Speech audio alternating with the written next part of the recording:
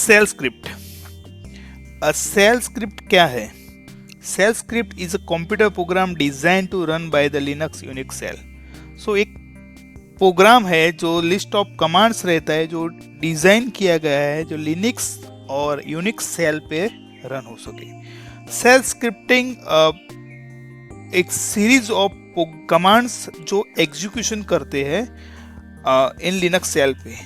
तो उसमें जो कॉम्बिनेशंस रहते हैं, जैसे कि लेंथी मतलब मुझे लॉन्ग्स कमांड्स होते हैं, कुछ कमांड्स ऐसे हैं जो रिपीटिव सीक्वेंस में मुझे यूज़ करने, उसको कंबाइन में एक जगह भी यूज़ करता हूँ। मतलब कुछ कमांड्स ऐसे होते हैं जो इंटर ऑपरेटर होते हैं, जो मतलब एक दूसरे पे डिपेंडेंट रहते हैं। तो ऐसे कमांड का कॉम्बिनेशन करके मैं एक सिंगल एंड सिंपल स्क्रिप्ट बनाता हूँ एंड इट स्टोर होता है एक लोकल सिस्टम में, मतलब वहाँ से मैं एग्जीक्यूशन करता हूँ। तो बेसिकली ये एक रिड्यूस करता है आपके एफर्ट और एंड यूजर के लिए। तो ये लिस्ट ऑफ कमांड मुझे याद नहीं रखने पड़ते। दूसरा क्या है कि मैं सिंपल स्क्रिप्ट से उसको हैंडल कर सकता हूँ। तो सेल स्क्रिप्ट मतलब सेल क्या है? तो सेल बेसिकली वो इंटर ऑपरेटेबिलिटी रहती है आपके लिनक्स ओएस और यूजर इंटरफेस के बीच में। तो सेल उसको हैंडल करता है and it's manipulate with the program execution and उसका आउटपुट हैंडल करता है। तो दो टाइप के बेसिक सेल्स है, one is a Bourne shell, one is a C shell. तो बॉर्न सेल डॉलर से आइडेंटिफाई होता है, सी सेल परसेंटेज से आइडेंटिफाई है। बॉर्न सेल में तीन टाइप के, POSIX shells, Korn shell and Bourne shell. हम अपने पूरे ट्यूटोरियल सीरीज के अंदर बॉर्न सेल यूज़ करने वाले, जिसको हम बेस मतलब आइडेंटिफाई करते हैं एंड ये मोस्ट पॉपुलर सेल है। सी सेल के अंदर सी सेल है और टॉप सी सेल है। तो सी सेल CSH आइडेंटिफाई होता है, टॉप सी सेल मतलब TCSH से आइडेंटिफाई होता है। ओके, सो अभी हम देखेंगे कि मेरा फर्स्ट सेल स्क्रिप्टिंग क्या है और कैसे क्रिएट करते हैं। So shell scripting means a simple plain text file which contain the series of command. Okay, तो सेल स्क्रिप्ट लिखने के लिए मुझे लिनक्स में कोई एडिटर चाहिए। मतलब बेसिकली आप लिनक्स के डिफ़ॉल्ट एडिटर VI, Vim और नैनो यूज़ कर सकते हो। You can use any normal text editor also. मतलब आपने विंडोज सिस्टम के नोटपैड में भी लिख सकते हो और फिर आप कॉपी पेस्ट करके लिनक्स में यूज़ कर सकते हो। दूसरा क्या है कि सेल कोई भी लिनक्स फ्लेवर पे रन हो सकता है, वो इंडिपेंडेंट है। तो उसका ऐसा नहीं है कि मतलब यही लिनक्स फ्लेवर पे रन होगा, तो एनी लिनक्स फ्लेवर पे यूज़ हो सकता है। यहाँ पे मैं उबंटू यूज़ करने जा रहा हूँ एंड मेरा पूरा ट्यूटोरियल उबंटू बेस है। ओके, सो यहाँ पे मैं एक स्क्रिप्ट बनाने जा रहा हूँ जो VI यूज़ कर रहा हूँ, डिफ़ॉल्ट एडिटर है जो लिनक्स का, और मैं अपने स्क्रिप्ट का नाम दे रहा हूँ example1.sh। जैसे मैंने बोला, हम यहाँ पे मेरा सेल आइडेंटिफाई कर रहे हैं कि मुझे कौन सा सेल यूज़ करना है। तो मेरा सेल बेस जो है, बॉर्न सेल जो बेस है, जो बिन डायरेक्टरी में लोकेटेड रहता है, तो मैं उसको 5 रेफरेंस दे दिए यहाँ पे। ओके, नाउ मैं अपना स्क्रिप्ट एग्जीक्यूट कर रहा हूँ। तो मेरा फर्स्ट कमांड है इको, और यहाँ पे example, this is my first shell script. तो मैं सिंपल एक आउटपुट प्रिंट कर रहा हूँ यूजिंग इको प्रिंट के लिए यूज होता है एंड मैं इसको सेव कर रहा हूँ। ओके, नाउ मैं मेरे स्क्रिप्ट example1.sh रन कर रहा हूँ। तो मैं देख रहा हूँ example1.sh। आप देख ले तो यहाँ पे इसने आउटपुट दिया, प्रिंट किया है कि this is my first shell script.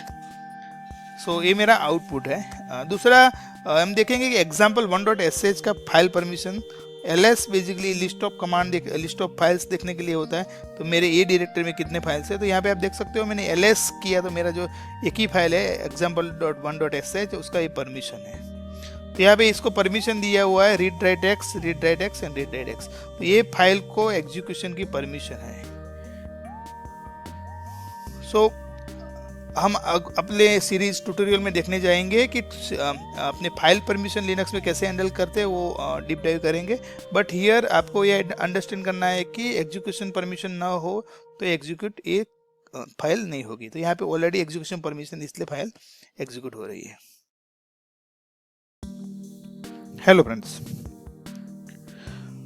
अपने पहले वाले सेशन में हमने देखा कि सेल स्क्रिप्टिंग क्या है, सेल क्या है, टाइप्स ऑफ सेल क्या है, एंड हमने एक बेसिक स्क्रिप्ट बना के देखी जो नॉर्मली इको प्रिंट आउट करता था। थोड़ा बहुत हमने वो भी देखा कि परमिशन सेट्स कैसे करते हैं, एंड परमिशन के बिना प्रोग्राम एग्जीक्यूट नहीं कर सकते। सो इस सेशन में हम परमिशन को थोड़ा डीप डाइव करेंगे और थोड़ा डिटेल में परमिशन समझेंगे। सो ये एक स्क्रीन है जहाँ पे आपको इंफॉर्मेशन दिया गया है कि परमिशन का कैटेगराइजेशन कैसे होता है। उसके पहले हम एक बार अपने कंसोल पे जाके समझेंगे कि परमिशन का इंपॉर्टेंस कैसे क्रिएट होता है। सो अपना सेम फाइल यहाँ पे क्रिएट किया हुआ है और मैं अभी एग्जीक्यूट करने जा रहा हूँ। सो example1.sh। सो ये मुझे परमिशन मेरा बाय डिफ़ॉल्ट नहीं है, तो अभी इसका परमिशन सेट हम समझते हैं कि परमिशन क्या है। तो आप देख सकते हो यहाँ पे परमिशन में यहाँ पे हाइफन से चालू होता है, read write hyphen read write, read hyphen hyphen read hyphen. So ये क्या है रीड राइट हाइफन? तो अभी अपने मैप करते हैं। तो जो फर्स्ट हाइफन है दैट मीन्स कि अगर यहाँ पे डी इंडिकेट किया हुआ है तो वो डायरेक्टरी है, अगर वो डी इंडिकेट नहीं किया हुआ तो वो फाइल है। नेक्स्ट जो फर्स्ट रो है यहाँ पे, जो फर्स्ट रीड राइट एग्जीक्यूट जो RWX दिखाई दे रहा है वो मेंशन करते हैं read write execute permission for the file owner. तो जिसने फाइल क्रिएट किया है वो ओनर के परमिशन क्या है। द सेकंड है read write execution portion is the read write execution permission for group owner for the file.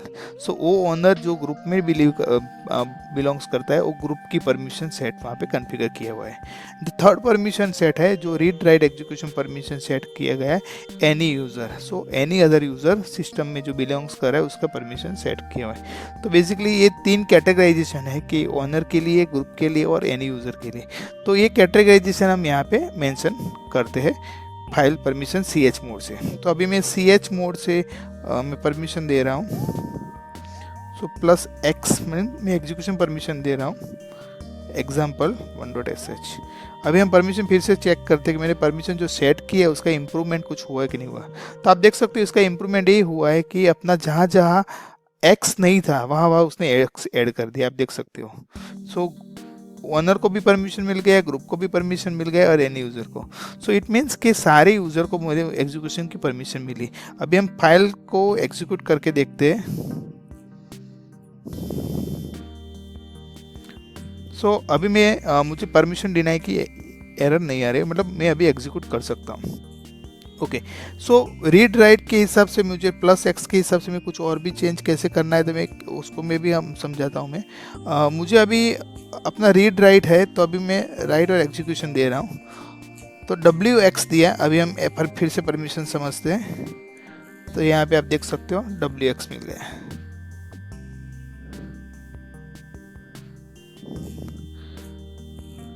दूसरा ऑप्शन है कि मैं, आप यहाँ पे देख सकते हो ये RWX means read write and execution. So R means number के हिसाब से चाहते तो R means 4, W means 2 and X mean 1। तो 4 to 1 मतलब मुझे जो भी सेट करना है 4 to 1 के रेशियो में करना है। तो मैं समझाता हूँ, अगर इन केस मुझे खाली एग्जीक्यूशन करना है, ओनली एग्जीक्यूशन, तो मैं CH मोड 111 example.sh। तो आप देख सकते हो कि मुझे एग्जीक्यूशन परमिशन मिल गया सारे लेवल पे।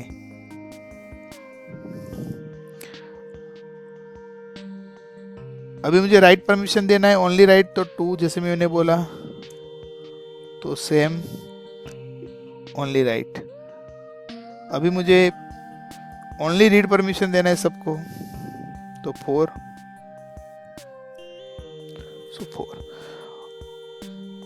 अभी मुझे तीनों का तीनों कॉम्बिनेशन देना है तो 4 to 1 का जो सम होता है 7, तो मैं 7 देता हूं तो तीनों का कॉम्बिनेशन हो जाएगा। Sorry, I given one more. Okay, and let's see. So now I get the all permission read write execution for all. मुझे कोई स्पेसिफिक ग्रुप को देना है, मतलब कि मुझे जो मेरा ओनर है एनी अदर ग्रुप को कुछ नहीं देना, तो यहाँ पे मैं उसके हिसाब से सेट कर सकता हूँ। ओके, रीड खाली मुझे देना है, बाकी सबको खाली एग्जीक्यूशन ओनर को ही देना है। तो आप देख सकते हो यहाँ पे तो ये डिफरेंस यहाँ पे रहता है एग्जीक्यूशन परमिशन का। सो फ्रेंड्स, तो प्लस एक्स के हिसाब से भी हम कंट्रीब्यूट कर सकते हैं, सी एच मोड वो यूज़ होता है, आप नंबर के हिसाब से भी कर सकते हो। एंड अब जो मैपिंग है उसका मैपिंग ये हाई लेवल यही मैपिंग रहता है हर लिनक्स सिस्टम के अंदर। एक और चीज़ अपने को देखनी है कि जब मेरी ls-l करता हूँ तो मुझे कुछ और इन्फॉर्मेशन भी मिलती है। सो ये रूट, ये मेरा यूज़र है जिसने ये मेरी फाइल ओन करा है, and this is second root is the group. ये जो ग्रुप है जो मेरा यूज़र रूट वो ग्रुप में फॉल कर रहा है। सो फ्रेंड्स, फाइल परमिशन को कैसे मैनिपुलेट करते हैं और फाइल एग्जीक्यूटेबल कैसे बनाते हैं, यहाँ से हम ch मोड कमांड से वो देख सकते हैं। नेक्स्ट सेशन में हम समझेंगे कि ये डॉट स्लैश हम क्यों फॉरवर्ड स्लैश देते हैं, सीबैंग क्या है, एंड कुछ build in commands of shell समझेंगे। हेलो फ्रेंड्स, हमने प्रीवियस सेशन में देखा कि फाइल परमिशन कैसे हैंडल करते हैं and manipulate with the file permission sets and how to set the execution file permission for the specific script. तो इस सेशन में हम देखेंगे कि सीबैंग का इम्पोर्टेंस क्या है, डिफ़ॉल्ट बिल्डिंग कमांड्स जो इको उसका इम्पोर्टेंस समझेंगे, यूज़ कैसे करते हैं, and we will start configuration of variable scripts। so हम इस सेशन में एक स्क्रिप्ट बनाएंगे जो वेरिएबल डिफाइन करता है एंड उसको एग्जीक्यूट करता है। सो लेट्स स्टार्ट। ओके, सो अपनी पहली स्क्रिप्ट जो एग्जांपल 1 है मैं उसको कैट कर रहा हूँ। सो कैट कमांड यूज़ होता है कि मुझे प्रिंट करना है मेरी फाइल्स इन मेरी स्क्रीन पे, तो मैं कैट कमांड यूज़ करता हूँ। vi जो अपना एडिटर है, जो vi एडिटर मुझे एडिट करने के लिए यूज़ होता है, तो यहाँ पे मैं उसको एडिट कर सकता हूँ मेरी स्क्रिप्ट को, बट कैट से मैं एडिट नहीं कर सकता, कैट से मैं खाली उसको देख सकता हूँ। सो हमने जो सीबैंग यूज़ किया है यहाँ पे hash exclamation sign and the path दिया है बेस का, जो बिन बेस है। सो ये पाथ हम क्यों देते हैं, अगर ये ना दे तो अपना फाइल एग्जीक्यूट होगा, हाँ अपना फाइल एग्जीक्यूट होगा, बट वो डिफ़ॉल्ट सेल के साथ होगा। तो जो सिस्टम में आपने एग्जीक्यूट कर रहे हो फाइल, तो वो स्पेसिफिक लिनक्स सिस्टम के अंदर जो भी डिफ़ॉल्ट सेल होगा उस पर एग्जीक्यूट होगा। सो माइट भी आपकी स्क्रिप्ट आपकी डेस्कटॉप सिस्टम में डिफरेंट ओएस है, और जहाँ पे रिमोटली यूज़ हो रहा है तो वहाँ पे डिफरेंट ओएस है। तो ओएस जो डिफ्रेंशिएट होता है और कॉन्फ़िगरेशन डिफ्रेंशिएट होता है, उसके अंदर सेल का डिफ़ॉल्ट भी होना डिफरेंट हो सकता है। सो अगर आपको बेस के हिसाब से स्क्रिप्ट रन करना है एंड मतलब वो कंसिस्टेंसी रखनी है कि इन फ्यूचर वो चेंज ना हो और उसकी मतलब वर्जन कंपेबिलिटी के इश्यूज ना है, तो आपको डिफाइन करना पड़ेगा स्पेसिफिक बेस। सो अभी मैं बेस दूंगा तो यहाँ पे कॉन्फ़िगरेशन के हिसाब से जो बिल्डिंग कमांड है वो मुझे डिफ़ॉल्ट बेस के हिसाब से ही मुझे मिलेंगे। तो मेरा डिफ़ॉल्ट सेल का कमांड जो भी होगा, बट मेरी script will run on specific given path base only. So I hope you got idea about this how it's important shebang. Okay, the next one is आपने देखा होगा कि हम फाइल जब एग्जीक्यूट करते हैं तो मैं slash dot slash forward slash example मतलब स्क्रिप्ट का नाम और हम एग्जीक्यूट करते हैं। ओके, सो ये डॉट फॉरवर्ड स्लैश क्यों देते हैं, सो उसका इंपॉर्टेंस क्या है डॉट फॉरवर्ड स्लैश का। तो डॉट फॉरवर्ड स्लैश का इंपॉर्टेंस समझते हैं। सो अपना प्रेजेंट वर्किंग डायरेक्टरी है होम विजय, एंड मैं cd जो मतलब चेंज डायरेक्टरी जो कमांड है एंड उसके चेंज डायरेक्टरी एंड डॉट देता हूँ, तो ये चेंज करेगा मेरी directory, but present directory he change करेगा। तो यहाँ पे मुझे कोई डायरेक्टरी चेंज होगी नहीं, क्योंकि मेरा डॉट मीन्स कि present directory. Okay, then cd dot dot में 2 बार देता हूँ तो वो चेंज करेगा पेरेंट डायरेक्टरी के साथ। तो अभी आप pwd के साथ देखोगे तो मेरा पेरेंट डायरेक्टरी होम पे आ गया है। pw means present working directory. Okay, so मैं डॉट मीन्स मेरा प्रेजेंट डायरेक्टरी है। अभी फॉरवर्ड का थोड़ा मीनिंग समझते, तो फॉरवर्ड के हिसाब से मैं अगर यहाँ पे दो तो मेरा पाथ है फाइल मतलब home Vijay and example 1 dot sh। मैं इसको रन करता हूँ तो ये भी रन होगा। ओके, अभी डॉट स्लैश क्यों देता हूँ, तो मुझे पूरा पाथ ना देना है, मुझे मेरी स्पेसिफिक जो फाइल पड़ी है सेम पाथ में, क्योंकि वो प्रेजेंट डायरेक्टरी है, उसके लिए मैं यहाँ पे दे रहा हूँ एग्जाम्पल 1 डॉट sh। सॉरी, हम पेरेंट डायरेक्टरी में, सो पहले अपने को अपने अपनी डायरेक्टरी में जाना पड़ेगा। ओके, नाउ आप देख सकते हो मेरे फाइल यहाँ पे रन हुई। Let me clear screen. Okay, so ये बोथ कमांड सेम ही है। तो मुझे स्पेजेंट डायरेक्टरी से मुझे कमांड एग्जीक्यूट करना है तो मैं $/ यूज करता हूँ, और मुझे मतलब पूरा पाथ नहीं देना, दैट्स वाई मतलब मैं ये $/ यूज करता हूँ। ओके, अभी नेक्स्ट में जाएंगे। आप देख सकते हो अपनी स्क्रिप्ट जो है example1, उसके अंदर हमने इको कमांड यूज किया है। इको जो कंटेक्स्ट यहाँ पे दिया है वो प्रिंट करता है। तो इको कहाँ से आता है तो वो समझते हैं। तो आप टाइप इको लिखोगे, इको मीन्स अपना जो बिल्डिंग कमांड है, तो वो अपने को दिखाएगा कि ये सेल का बिल्डिंग कमांड है। इको कहाँ पे स्टोर होता है, उसका लोकेशन क्या है, तो आप -a करोगे तो it will show the location कि यूजर बिन इको, ये उसका मेन पाथ है जहाँ पे पूरी फंक्शंस इको स्टोर किया हुआ है। तो इको मुझे यूज़ करना है डायरेक्टली तो मैं यूज़ कर सकता हूँ। हाँ, आप डायरेक्टली यूज़ कर सकते हो। तो मैं अभी यूज़र बिन जो पाथ इको का है and echo, okay, hello friends, so it will print. So मैं डायरेक्टली इको यूज़ कर सकता हूँ प्रिंट करने के लिए। सो ये था इको बिल्डिंग अपना कमांड कैसे यूज़ करते हैं, उसका लोकेशन क्या है, उसको आइडेंटिफाई कैसे करें कि बिल्डिंग कमांड है कि नहीं, इंफॉर्मेशन। अभी अब नेक्स्ट चाहते हैं कि एक बेसिक स्क्रिप्ट बनाते हैं जहाँ पे थोड़ा वेरिएबल डिफाइन करते हैं, वेरिएबल को यूज़ कैसे करते हैं। ओके, सो मैं स्क्रीन क्लियर कर रहा हूँ। Okay, and I am creating the second script, example2.sh। Okay, shebang,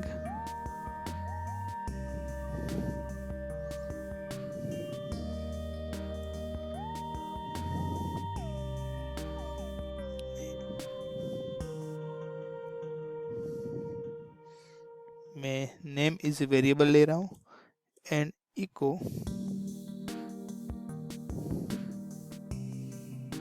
hello mister. Okay, अभी मुझे नाम यूज़ करना है तो मैं यहाँ पे इसका सिंटैक्स है डॉलर एंड पैरेंथेसिस के अंदर आपको नाम वेरिएबल देना है यहाँ पे। ओके, सो वेरी सिंपल है। पहले एक बार एग्जीक्यूट करते हैं फिर समझते हैं।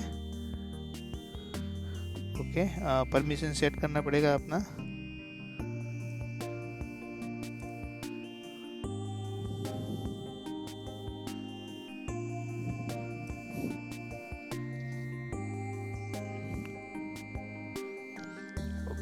रन करते हैं। ओके, हेलो मिस्टर विजय।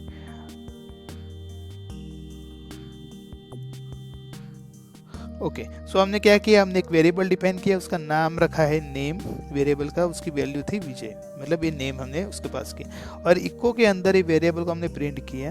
पर प्रिंट इको की सिंटेक्स समझनी बहुत ज़रूरी, क्योंकि ये बहुत सिंटेक्स केस सेंसिटिव रहता है। तो यहाँ पे मैंने डॉलर के साथ ब्रैकेट में नेम कैपिटल में जो हमने नेम दिया है वही हिसाब से फॉर्मेट में हमने पास किया है। एंड आपको इसमें स्पेस दोगे तो it will create error. So normally इसका सिंटेक्स सेम ही है जो आपको अभी स्क्रीन में दिखाई दे रहा है, मतलब इस सेम सिंटेक्स में को फॉलो करना है, डॉलर एंड ब्रैकेट के अंदर name. Okay, so let's run one more time. तो ओके, सो ये पास हो गया। सो इस सेशन में हमने देखा कि सीबैंग्स क्या है, उसका यूज़ मतलब उसका इम्पोर्टेंस क्या है, building command echo and basic हमने एक वेरिएबल सेट किया, उसको रन कैसे करते हैं वो देखा। अगले स्क्रिप्ट में हम देखेंगे कि थोड़ा डीप डाइव करेंगे वेरिएबल्स के अंदर एंड लूप एंड वो सब कॉन्फ़िगरेशन कैसे करते हैं, लूपिंग और लूपिंग का यूज़ क्या है वो सब देखेंगे। So let's meet in next session. Thank you.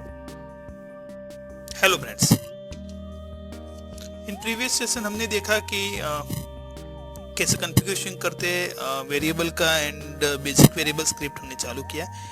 इस सेशन में हम देखेंगे कि वेरिएबल का डिफाइनेशन कैसे होता है, वेरिएबल का नेमिंग कन्वेंशंस क्या है, वेरिएबल का वैल्यू रीअसाइनमेंट कैसे होता है एंड कमेंट्स का इंपॉर्टेंस क्या है एंड कमेंट्स डिक्लेरेशन कैसे करते हैं in a script. So let's start.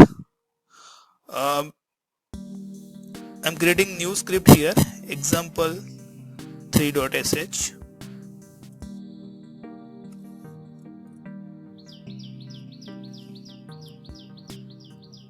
si bang bin bes.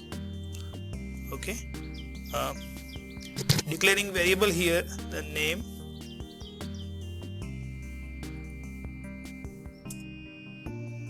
echo my name is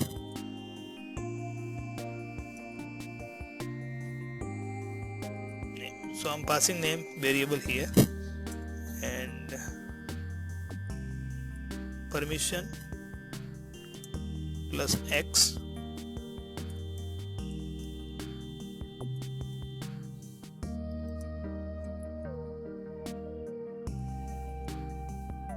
okay. So I'm getting my variable example here.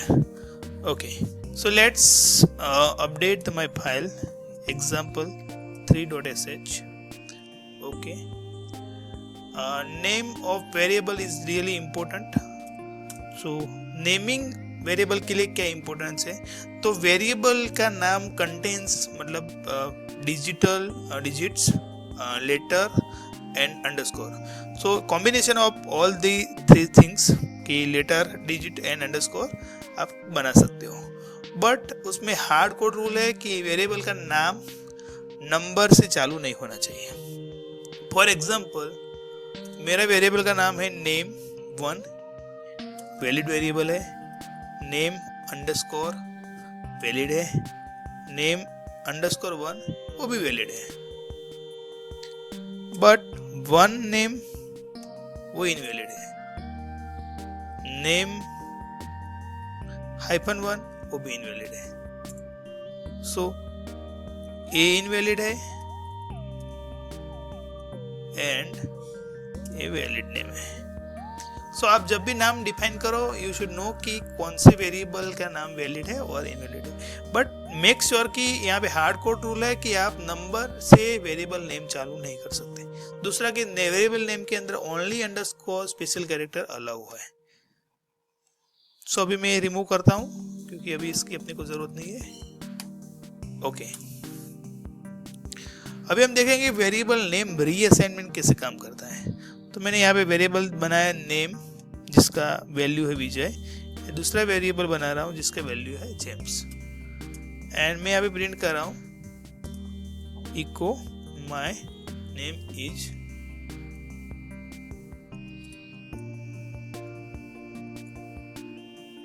Name. तो पहले एग्जीक्यूट करते हैं अपना फाइल. ओके, सो कैट करते हैं फाइल example3. तो हमने क्या किया कि दो वेरिएबल डिफाइन किए, दोनों के नेम सेम है, दोनों की वैल्यू अलग है. तो सेल स्क्रिप्ट क्या करता है कि वो एग्जीक्यूशन करता है सीक्वेंस बाय सीक्वेंस. तो पहले उसने नेम असाइनमेंट विजय लिया, उसको प्रिंट किया इको के हिसाब से. दूसरा उसने नेम फिर से नेम रीअसाइनमेंट किया जिसका नाम जेम्स हुआ और उसको भी प्रिंट किया. सो इसको बोलते हैं नेम रीअसाइनमेंट. ये वैल्यू रीअसाइनमेंट हुआ.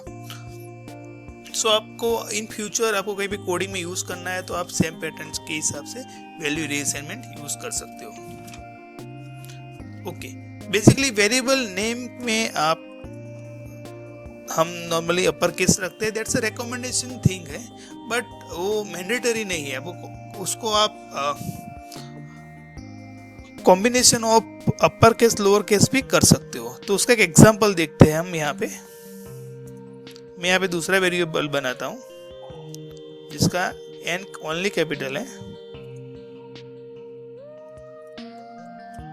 एंड द थर्ड वन है एकदम स्मॉल है जिसका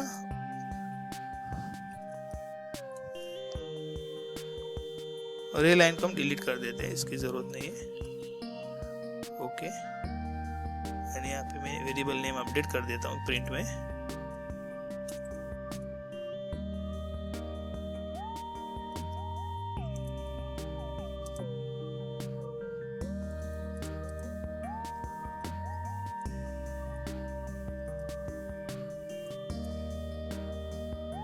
so all three value different है तो यहाँ पे प्रिंट भी ऑल थ्री वैल्यू डिफरेंट होगी. क्लियर करता हूँ मैं स्क्रीन पे प्रॉपर विजिबल. ओके, सो आप देख सकते हो मेरे तीनों के तीनों वैल्यू आर डिफरेंट. वेरिएबल का नाम भी सेम था बट केस सेंसिटिव डिफरेंट था. सो तीनों के तीनों आइडेंटिफाई हो गए यूनिक वेरिएबल नेम। ओके, अभी हम नेक्स्ट देखेंगे कि कमेंट्स कैसे यूज करते हैं in a script. Okay, comments basically, comments को बोलते हैं इनलाइन डॉक्यूमेंटेशन। तो कमेंट्स उसका यूज केस ये है कि आप जब भी कोई रीड करे आपका फाइल्स का script, so you can easily understand the word ये स्क्रिप्ट क्या कहना चाहती है, उसका क्या मैकेनिज्म है। सो कमेंट्स नॉर्मली स्टार्ट होता है हैश से, सीबैंग भी हैश से चालू होता है, but only shebang is exceptional case जो रीड करता है, बाकी comments line will not execute. So यहाँ पे मैं कमेंट से प्रॉपर इंफॉर्मेशन हम डाल रहे हैं कि this is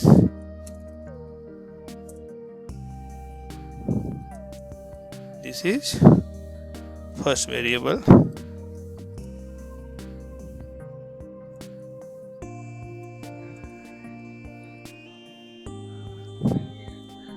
declaration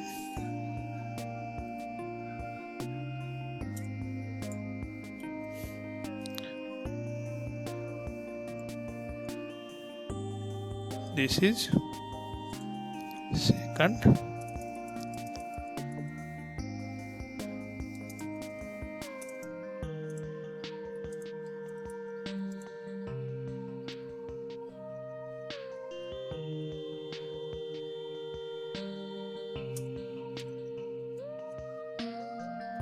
this is third।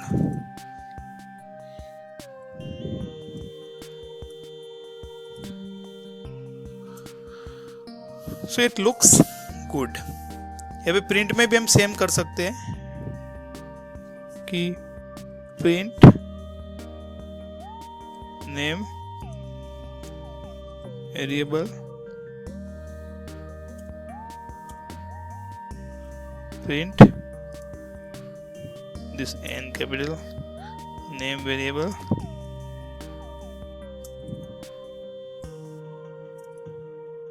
यहाँ पे चेंज कर देते हैं, सो इट कैन आइडेंटिफाइड कि कौन सा वेरिएबल है। The last one is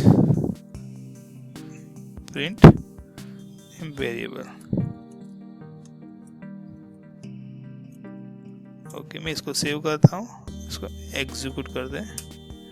okay, ये अपना फाइल है example3.sh। सो जब भी आप रीड करो फाइल प्रॉपरली दिखेगा, यू कैन आइडेंटिफाई कि डॉक्यूमेंटेशन उसको हेल्प भी कर सकते हो। So comments are really very important. Comments बहुत इंपॉर्टेंट है कि जब भी दूसरा डेवलपर आपका कोड को यूज़ कर रहा है, तब ही कैन अंडरस्टैंड कि आपने कौन से लॉजिक के हिसाब से क्या डिफाइन किया था, क्या यूज़ किया। सो फ्रेंड्स, इस सेशन में हमने देखा कि naming convention of the variable, valid invalid variable names, reassignment कैसे करते हैं value for variable, and comment जो जिसको बोलते हैं इनलाइन डॉक्यूमेंटेशन। नेक्स्ट सेशन में हम देखेंगे logical scripting example, and let's meet in next session. Hello friends, हमने प्रीवियस वाले सेशन में देखा कि वेरिएबल का नेमिंग कन्वेंशन क्या है, वेरिएबल वैलिड और इनवैलिड का डिफरेंसेस क्या है, रीअसाइनमेंट वेरिएबल वैल्यू क्या कैसे करते, एंड कमेंट सेक्शन के कमेंट इनलाइन डॉक्यूमेंट कैसे यूज़ करते हैं इन स्क्रिप्ट। इस सेशन में हम देखेंगे कि एक स्क्रिप्ट बनाएंगे जिसमें रियल टाइम यूज़ केस होगा, जैसे कि मुझे मेरे सिस्टम की इंफॉर्मेशन चाहिए, जैसे कि होस्ट नेम है, कर्नल की डिटेल्स है, मेमोरी यूटिलाइजेशन है, डिस्क यूटिलाइजेशन है, तो इंफॉर्मेशन मुझे चाहिए। तो इस सेशन में हम एक स्क्रिप्ट बनाएंगे जो सिस्टम इंफॉर्मेशन प्रिंट करता है। Okay, so let's start. So I am creating here example 4.sh।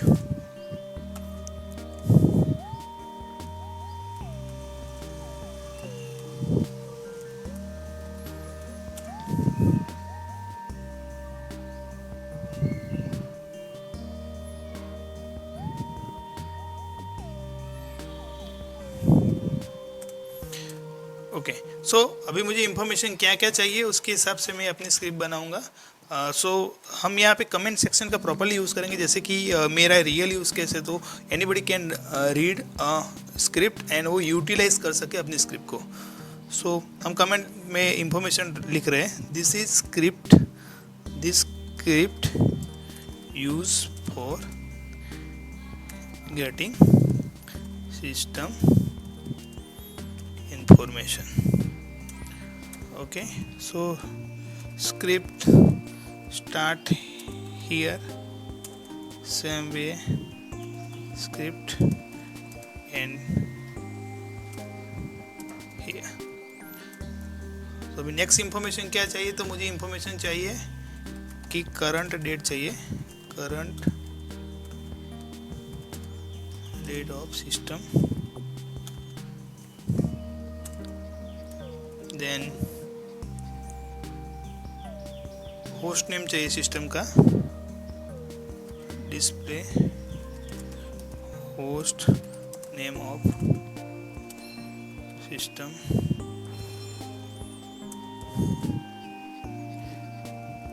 Display kernel information, then display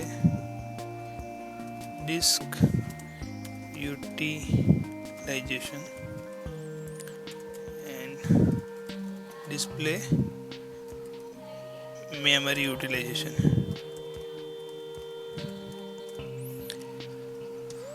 so मुझे ये सारी इंफॉर्मेशन चाहिए, तो यहाँ पे हम चालू करते हैं स्क्रिप्ट को। तो मैं यहाँ पे फर्स्ट इको लिखता हूँ कि script begin here,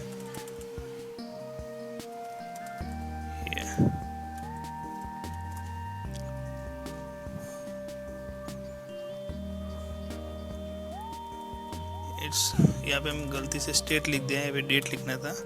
so date of system means date, host name के लिए होस्ट नेम, कर्नल के लिए कमांड है uname -r and uname -m, disk utilization के लिए df -h means human readable and same way memory के लिए free -h। Script ends here, echo script completed. Okay, so अपनी स्क्रिप्ट यहाँ पे पूरी हो गई। आपको कैट करके मैं एक बार दिखाता हूँ, so you can get idea. Okay, so ये मेरी स्क्रिप्ट है। आप देखो ये ह्यूमन रीडेबल है कि यहाँ पे कहाँ पे स्क्रिप्ट चालू हो रही है, कौन से स्टेटमेंट से क्या इंफॉर्मेशन हम फैच करने जा रहे हैं। तो अभी स्क्रिप्ट रन करते हैं। उसके लिए पहले उसका परमिशन सेट करते हैं, chmod +x example4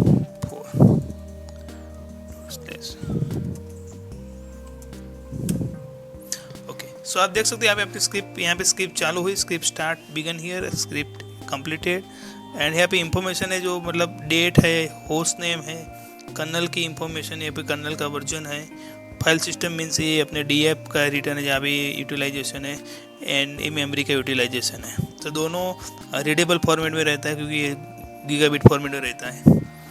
सो ये स्क्रिप्ट था कि जहाँ पे हम सिस्टम की इंफॉर्मेशन फैच कर रहे हैं। सो इन नेक्स्ट सेशन हम देखेंगे कि looping and real time looping कैसे यूज़ करते हैं, इफ लूप कैसे यूज़ करते हैं, वो सब लूप्स का डिटेल्स देखेंगे।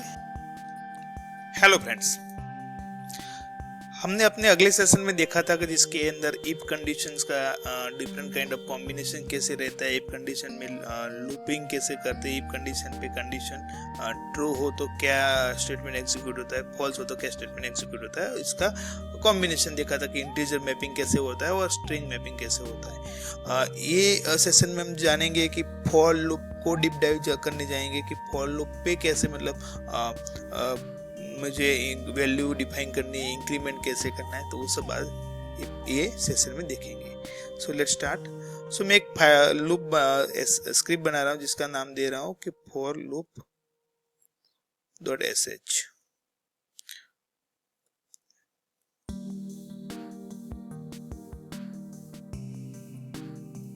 सो बेस इज बैंग और ओके। अभी मैं फॉर लूप लिख रहा हूँ जिसमें फॉर आई इन, मतलब मुझे आई को मैंने डिफाइन किया, आई को मुझे कहां तक ले जाना है। तो आई इज 1 2 3 4 5, मतलब मैंने बोला कि आई की वैल्यू 1 से लेके 5 तक आपको लूप में घुमानी है। ओके, तो क्या होगा आगे? तो यहाँ पे मैंने बोला डू, क्या करना है? तो मैंने बोला कि एक काम करो, आप प्रिंट करो इको हेलो $i एंड अपना फॉर लूप यहाँ पे जैसे इफ के अंदर आई एफ से चालू होता था, एफ आई से क्लोज होता था, फॉर के अंदर डू से चालू होता है और डन से क्लोज होता है। तो मैं यहाँ पे डन किया और अभी मेरी स्क्रिप्ट रन कर रहा हूँ। पहले हम परमिशन चेंज कर लेते हैं।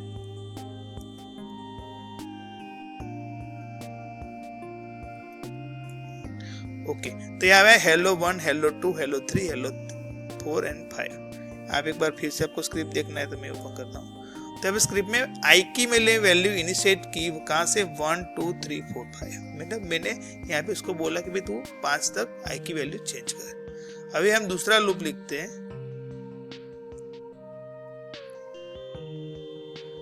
उसके पहले हम यहाँ पे इको कर देते, eco for loop example 1।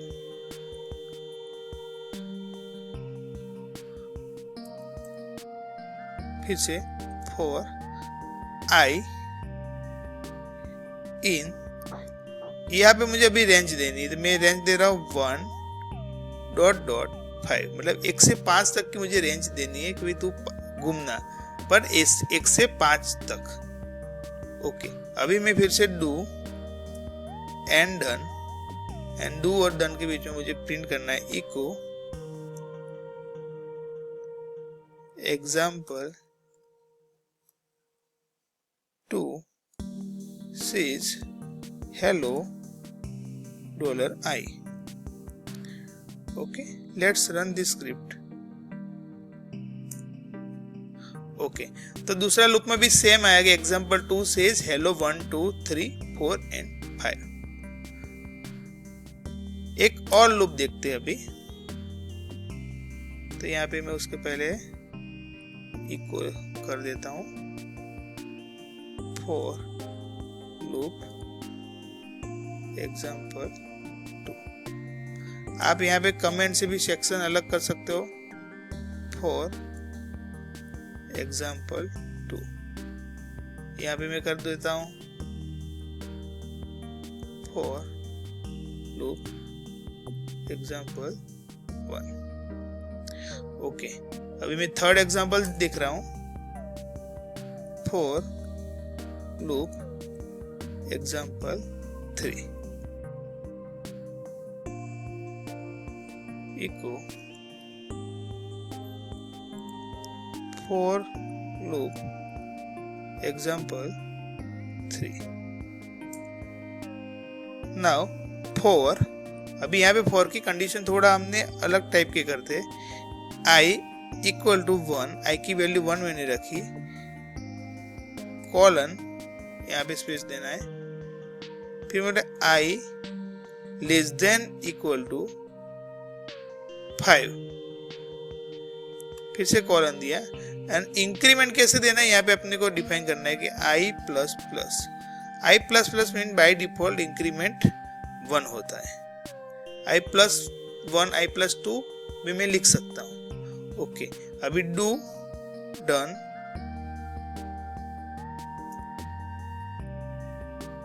Do के बाद हम प्रिंट करेंगे echo example 3 says hello $i।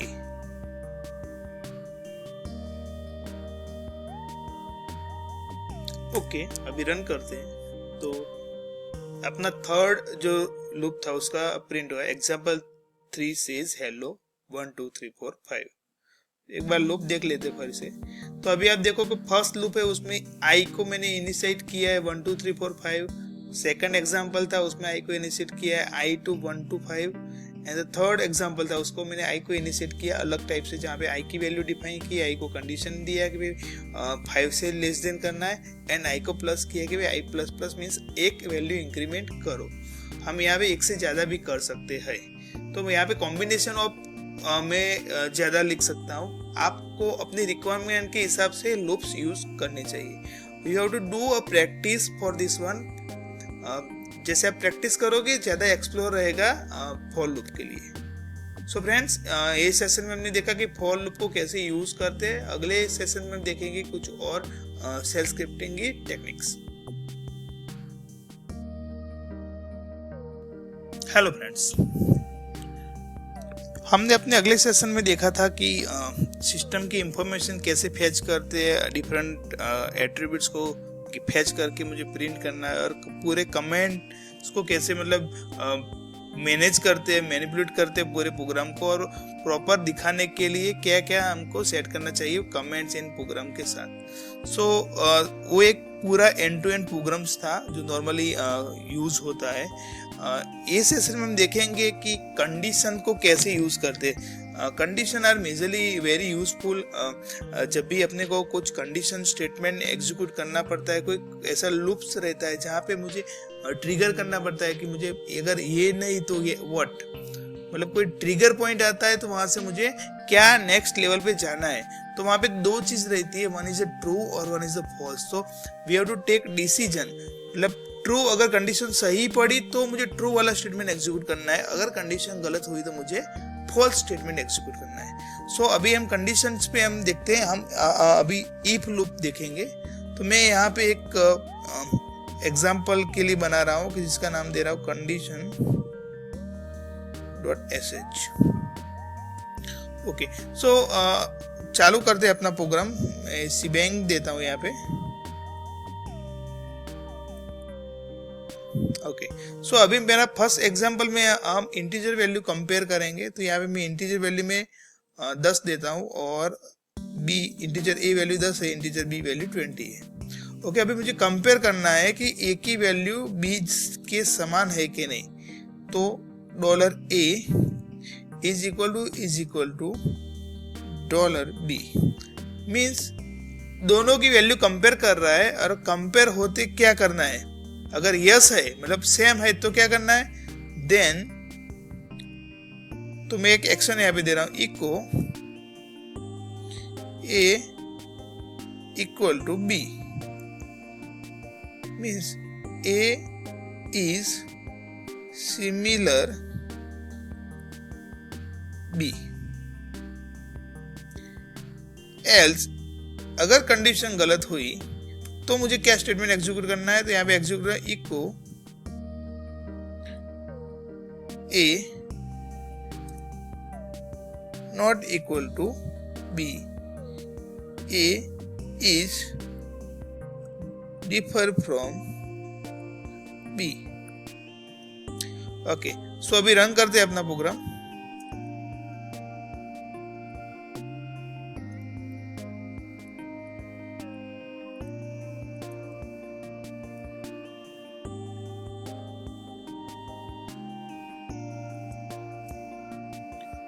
Okay, तो हमने एक गलती यहाँ पे की है कि हमने फाइल में लूप तो लिख दिया पर लूप को एंड नहीं किया। एक मैंडेटरी चीज है, जब आप इफ लूप चालू करो तो आपको इफ लूप क्लोज करना बहुत मैंडेटरी है।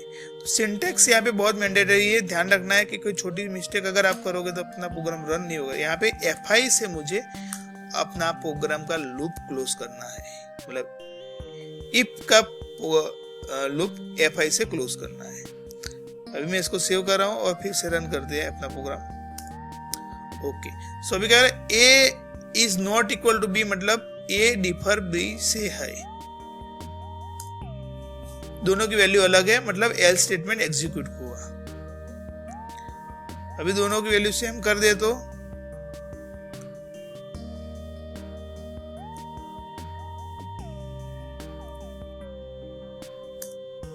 इफ स्टेटमेंट एग्जीक्यूट होगा, मतलब a इक्वल टू b है। सेम वे मुझे अगर कंडीशन पे क्रॉस चेक करना है कि दोनों की वैल्यू अलग अलग है, a not equal to b है, तो कि a is b similar, a not equal to b है तो दोनों की वैल्यू डिफरेंट है, तो कंडीशन चेंज हो जाएगी। तो यहाँ पे रहेगा a not equal to b और डाउन में रहेगा a equal to b। a is not b।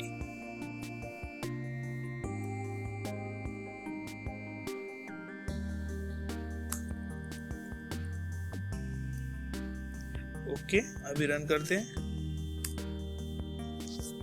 तो अभी कंडीशन ट्रू है कि a is not b।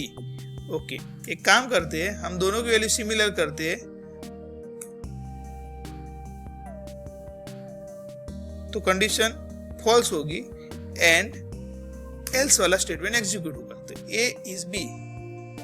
Okay, so A example में हमने देखा कि कंपेयर करना इंटीजर वैल्यू, अभी मुझे स्ट्रिंग कंपेयर करना है। तो ऐसा में एक एग्जांपल दूसरा लेते हैं, इसको मैं डिलीट करता हूं।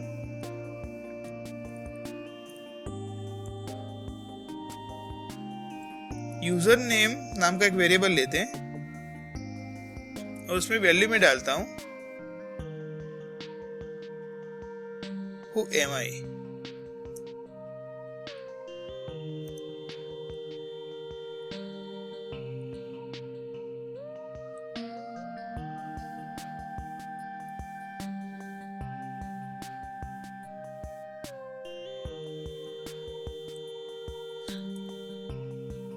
पहले मैं आपको समझा दूं हु एम आई का मीनिंग क्या है। So who am I, so basically who am I command आप रन करते हो तो आपको सिस्टम दिखाता है कि आपने कौन से यूजर के साथ लॉगिन किया था। यहाँ पे मैंने रूट यूजर के साथ लॉगिन किया है तो रूट दिखाता है। अभी मैंने स्क्रिप्ट में लिखा है जो एग्जीक्यूट कर दे हम, तो यहाँ पे मैंने स्क्रिप्ट में प्रिंट किया है यूजर नेम जिसके अंदर हु एम आई की वैल्यू है, मतलब अपने को यूजर रूट दिखाई देता है आउटपुट में। अभी मैं कंडीशन रख यहाँ पे लगा रहा हूं,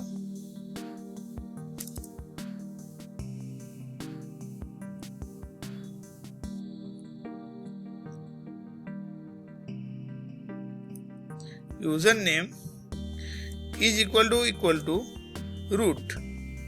अगर ये रूट है तो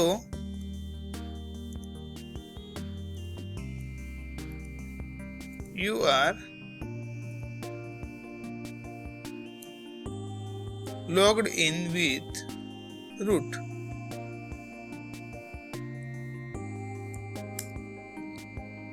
Else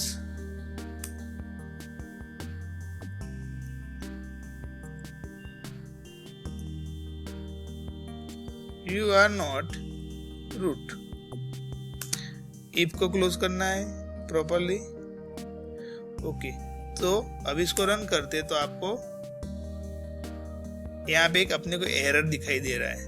तो एरर क्या है, हमने यू लिखने में गलती की है।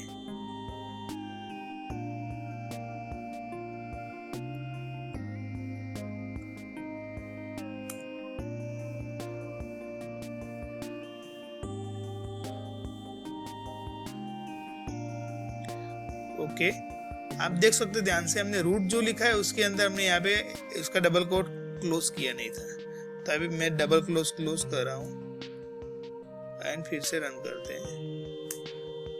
तो अभी मुझे क्या बोल रहा है कि you are logged in with the root user. अगर मैं यूजर का नाम चेंज कर देता हूँ स्क्रिप्ट में कि भाई रूट यूजर नहीं, कोई और यूजर के विजय के साथ आपने लॉगिन किया है तो ही बोलना,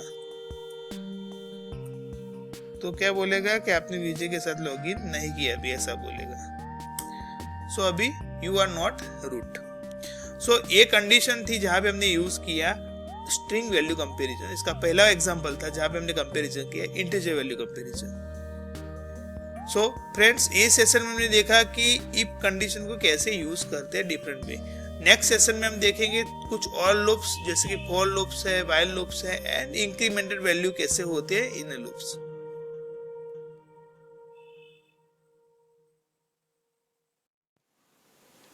हेलो फ्रेंड्स,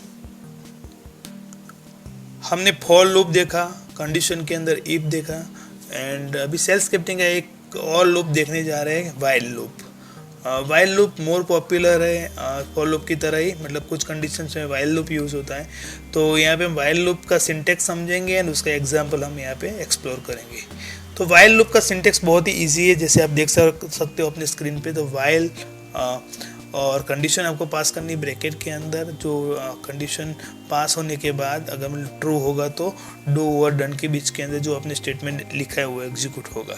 तो बहुत ही सिंपल इसकी सिंटेक्स है एंड आप नॉर्मली वेरी इजीली आप इसको यूज़ कर सकते हो। तो यहाँ पे कमांड हम प्रोग्राम हमने लिखा हुआ है, व्हाइल का स्क्रिप्ट लिखा हुआ है, आप उसको एग्जीक्यूट कर सकते हो। तो बेसिकली व्हाइल में हमने क्या किया कि हमने एक कंडीशन दिया कि ए की वैल्यू लेस देन 10 हो तो ये लूप रन हो। तो लूप ने अंदर हमने क्या किया कि ए की वैल्यू प्रिंट की है एंड ए की वैल्यू हम इंक्रीमेंट कर रहे हैं +1। तो जब तक वो 10 तक पहुंचेगा उसके बाद ही ये लूप स्टॉप होगा। तो सेम लूप हम अपने प्रैक्टिकल सेशन में भी देखेंगे। तो मैं यहाँ पे एक स्क्रिप्ट बना रहा हूँ, while example.sh shebang। Okay, now I'm defining variable that is equal to 0। जब ए की वैल्यू हमने 0 यहाँ पे इनिशिएट कर रहे हैं एंड व्हाइल की कंडीशन यहाँ पे दे रहे हैं। मेक श्योर कि आप प्रॉपरली स्पेस दो, क्योंकि सेल स्क्रिप्टिंग में स्पेस का बहुत ही इंपॉर्टेंस है। यहाँ पे मैं वैल्यू चेक कर रहा हूँ, व्हाइल ए की वैल्यू लेस देन 10 हो। तो मैंने क्या बोला यहाँ पे डू डन, उसके बीच में हम जो भी स्टेटमेंट लिखेंगे वो एग्जीक्यूट होगा। तो हम यहाँ पे इको $a, मतलब हम ए की वैल्यू प्रिंट करें और ए की वैल्यू हम इंक्रीमेंट करें एक्सप्रेशन से। एक्सप्रेशन नॉर्मली एरिथमेटिक ऑपरेशन के लिए यूज़ होता है सेल स्क्रिप्टिंग के अंदर। तो मैं यहाँ पे $a को मैं +1 की वैल्यू के साथ ऐड कर रहा हूँ। जब भी आप एक्सप्रेशन यूज़ करो तो आपको सिंगल कोड जो कैरेट हम बोलते हैं उसको यूज़ करना ज़रूरी है और इस सेम फॉर्मेट आपको यूज़ करना है। अभी अपनी स्क्रिप्ट रेडी हो गई है। मैं अभी स्क्रिप्ट को सेव कर रहा हूँ, इसको रन करते हैं, व्हाइल एग्जाम्पल। ओके, तो अभी स्क्रिप्ट रन हुई जिसकी 0 वैल्यू इनिशिएटिव होकर 9 तक प्रिंट हुआ। हमने बोला लेस देन इक्वल टू बोला था, तो लेस देन बोला था, तो 10 से नीचे वैल्यू होगी तो वहाँ आके स्टॉप हो जाएगी। अगर जैसे 100 रखा होगा तो उसके हिसाब से कंडीशन होगा। तो बेसिकली व्हाइल के अंदर क्या होता है कि आप कंडीशन में सेटिस्फाई होता है तब तक उसको रन होता है, कंडीशन जैसे सेटिस्फाई नहीं होता वो लूप के बाहर एग्जिट हो जाता है। Hello friends, welcome back in this session. हमने डिफरेंट प्रोग्रामिंग टर्म्स देखे सेल स्क्रिप्टिंग में। लिनक्स के अंदर ऑपरेटर वाइल्ड कार्ड आर बहुत मैंडेटरी एंड बहुत इंपॉर्टेंट होते हैं।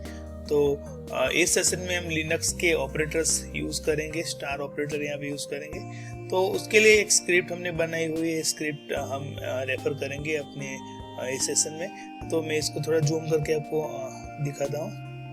ओके, सो ये बेसिकली स्क्रिप्ट क्या करता है, एक डायरेक्टरी क्रिएट करता है। तो ये डायरेक्टरी क्रिएट करता है, मतलब 4 डायरेक्टरी क्रिएट करेगा स्क्रिप्ट, जिसमें A-B-C-D नाम की डायरेक्टरी क्रिएट करेगा। उसके बाद ये स्क्रिप्ट क्या करता है, यहाँ पे हमने कमांड दिया है कि टच, हम A डायरेक्टरी के अंदर 3 फाइल बनाते हैं, 1.txt, 2.txt एंड 3. तो 3 फाइल बनाने के बाद हम उसका लिस्टिंग चेक करते हैं ls कमांड के साथ कि एक डायरेक्टरी के अंदर कितनी फाइल्स हैं। उसके बाद हमने क्या किया कि ए डायरेक्टरी के अंदर जो स्टार मीन्स की सारी फाइल्स, ऑल फाइल हम कॉपी कर रहे हैं बी डायरेक्टरी में। उसके बाद हम बी डायरेक्टरी को लिस्टिंग करें, चेक करें कि सही में बी डायरेक्टरी में कॉपी हुआ कि नहीं हुआ सारी फाइल्स। तो ए डायरेक्टरी के अंदर 3 फाइल्स थी, वो सारी कॉपी बी डायरेक्टरी में होनी चाहिए आफ्टर ये कमांड के बाद। उसके बाद हमने क्या किया, लिस्टिंग करने के बाद बी डायरेक्टरी के अंदर हमने स्टार रिमूव कर दिया, जितने भी फाइल्स है बी डायरेक्टरी के अंदर रिमूव कर दो। एंड फिर से हमने बी डायरेक्टरी का लिस्टिंग चेक किया कि भाई सारा हमने रिमूव किया, वो रिमूव सही में हुआ कि नहीं हुआ। उसके बाद हमने क्या किया, कॉपी किया ए के अंदर जितने भी फाइल्स थे, मतलब कैसे कॉपी किया हमने, एक्सटेंशन के साथ कॉपी किया कि start.txt जितने भी फाइल हो सारे मूव हो सी डायरेक्टरी में। तो सारी अपनी फाइल start.txt में फॉलो होती है बिकॉज हमने सबका एक्सटेंशन .txt है। उसके बाद हमने क्या किया, सी डायरेक्टरी को हमने लिस्टिंग किया। सो ये स्क्रिप्ट बेसिक आपको व्हाइल कॉल ऑपरेटर को एक्सप्लेन करती है। एक बार सेम स्क्रिप्ट को हम रन करके देखते हैं।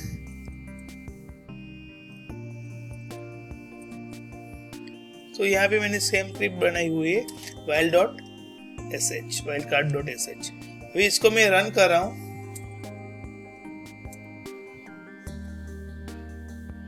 उसके पहले हमारे पास ऑलरेडी हमने फोल्डर बनाए हुए हैं।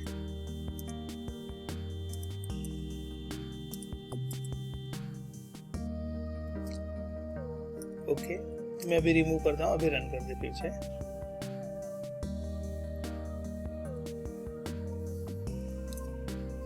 ओके, तो अभी अपनी स्क्रिप्ट रन हो चुकी है। तो आप देख सकते हो कि 4 डायरेक्टरी बनी, directory A B C D created.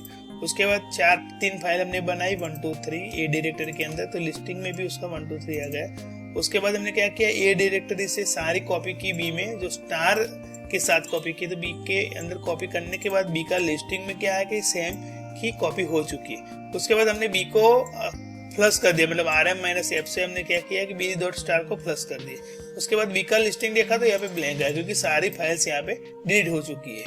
उसके बाद हमने क्या किया कि ए से कॉपी किया a.txt को c डायरेक्टरी में, तो यहाँ पे ए डायरेक्टरी में से start.txt सारी c डायरेक्टरी में कॉपी हो चुकी है। उसके बाद यहाँ पे c डायरेक्टरी का लिस्टिंग यहाँ पे है। तो आप देख सकते हैं c डायरेक्टरी का लिस्टिंग के अंदर ये 3 फाइल्स अपने को पहुंच गई। ओके, अभी एक और देख लेते हैं हम कि ls करके हम a के अंदर क्या है, वहां पे 3 फाइल है।